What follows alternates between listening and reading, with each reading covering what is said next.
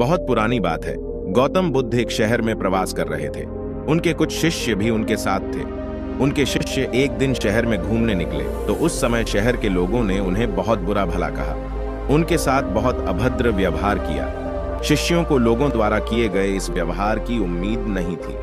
उन्हें बहुत बुरा लगा और वे वापस लौट आए। गौतम बुद्ध ने जब देखा कि उनके सभी शिष्य बहुत क्रोध में दिख रहे हैं तो बुद्ध ने शिष्यों से पूछा कि क्या बात है, तुम सभी इतने क्रोध और तनाव में क्यों दिख रहे हो?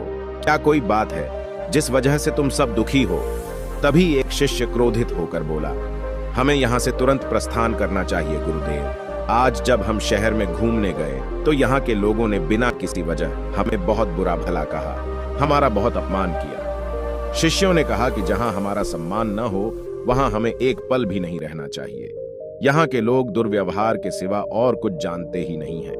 यहाँ के लोग नहीं जानते कि किसी इंसान से कैसा व्यवहार किया जाता है। शिष्यों की यह बात सुनकर गौतम बुद्ध मुस्कुराते हुए बोले, क्या किसी और जगह तुम सद्व्यवहार की अपेक्षा रखते हो? दूसरा शिष्य बोला, गुरुदेव, यदि हम किसी दूसरे शहर में जाएंगे तो वहां तो अच्छे लोग होंगे ही। कम से कम वहां के लोग यहाँ के लोगों की तरह हमें भला बुरा तो नहीं बोलेंगे, हमारा अपमान तो नहीं करेंगे।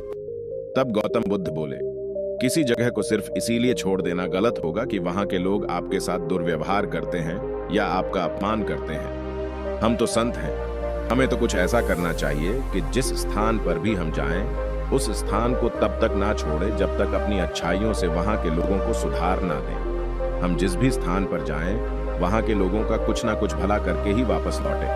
आखिर हमारे अच्छे व्यवहार के बाद वह कब तक बुरा व्यवहार करेंगे?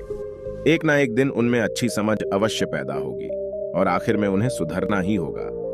गौतम बुद्ध आगे कहते हैं कि वास्तविकता में संतों का कार्य तो ऐसे लोगों को सुधारना ही होता है जो बुरा आचरण करते हैं, लोगों का अपमान करते हैं। यही वह चुनौती है जब हम विपरीत परिस्थितियों में खुद को साबित कर सकें। ये सभी बातें सुनकर बुद्ध के प्रिय शिष्य आनंद ने प्रश्न किया, तथागत उत्तम व्यक्ति किसे कहते हैं? इस पर बुद्ध ने जवाब दिया, जिस प्रकार युद्ध में बढ़ता हुआ हाथी चारों तरफ के तीरों को सहते हुए भी आगे बढ़ता जाता है, ठीक उसी तरह उत्तम व्यक्ति भी दूसरों के अपशब्दों को सहते हुए अपना कार्य करता रहता है। खुद को वश में करने वाले प्राणी से उत्तम कोई और नहीं हो सकता। जिस भी व्यक्ति ने खुद को वश में कर लिया, समझ लो उसने हर किसी चीज पर विजय प्राप्त कर ली। गौतम बुद्ध की ये बातें शिष्यों को अच्छी तरह से समझ में आ गई और उन्होंने वहां से वापस जाने का इरादा त्याग दिया।